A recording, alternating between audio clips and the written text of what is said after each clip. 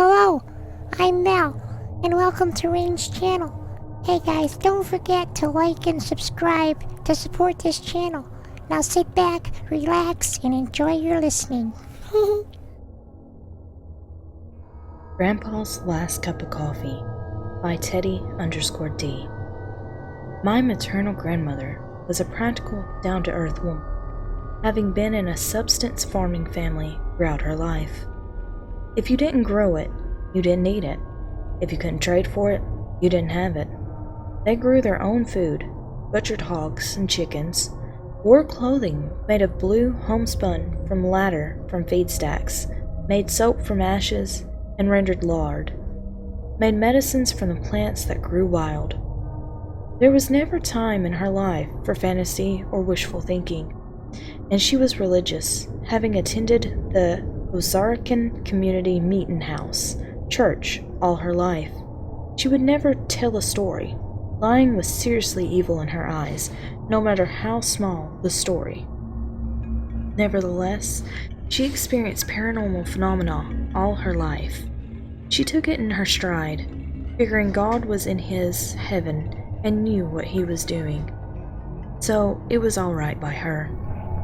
In fact, she considered one particular experience to be sort of a gift from God. I tell you all of this to explain why I am so sure her experience was not a fantasy, or a story made up to make herself feel better. I am sure that she experienced just what she said she did. She was probably the most pragmatic and trustworthy person I have ever known. I heard her tell this story to my mother, her daughter. She didn't hide it, nor did she broadcast it.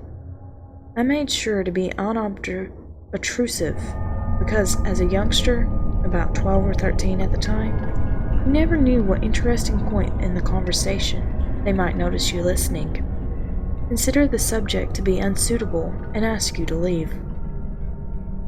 Grandma and Grandpa had been married since they were very young. They had been together all their life. They were in their 70s, I believe, when Grandpa died. They had eaten breakfast. Then Grandpa headed to the front porch like he always did. Grandma would clean up in the kitchen, make a fresh pot of coffee, join him out on the front porch to talk and pass the morning together. As he left the table, Grandma asked Grandpa if there was anything else he wanted. "Just a cup of coffee," was his reply, and he headed through the small house to the porch. Before he got there, he fell to the floor, dead. The doctor told Grandma there was nothing she could have done. He was dead before he fell, but Grandma still worried. Of course it was hard for her. She missed him terribly, and felt bad that she never even got to say a final goodbye or "I love you." But that is not what bothered her the most. She was worried and upset. For some perverse reason, she couldn't forgive herself for not fulfilling his final wish, for a cup of coffee.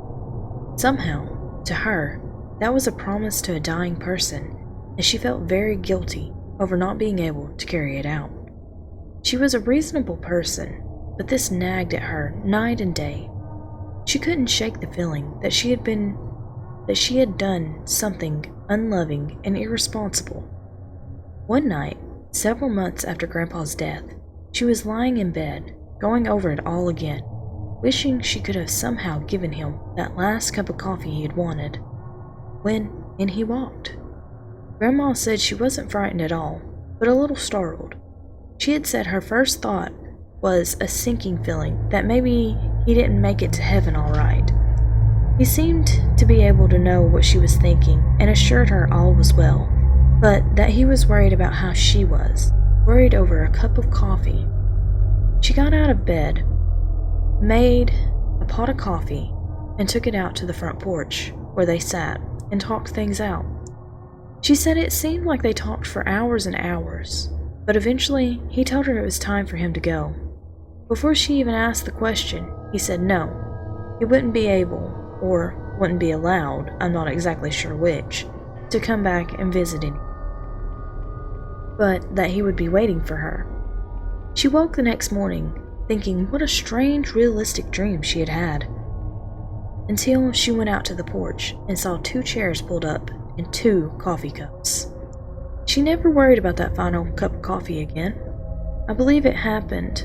I just can't see the woman I described to you as unstable enough to sit on the porch talking to herself all night and drinking a pot of coffee out of 2 cups. And you? Thanks for listening.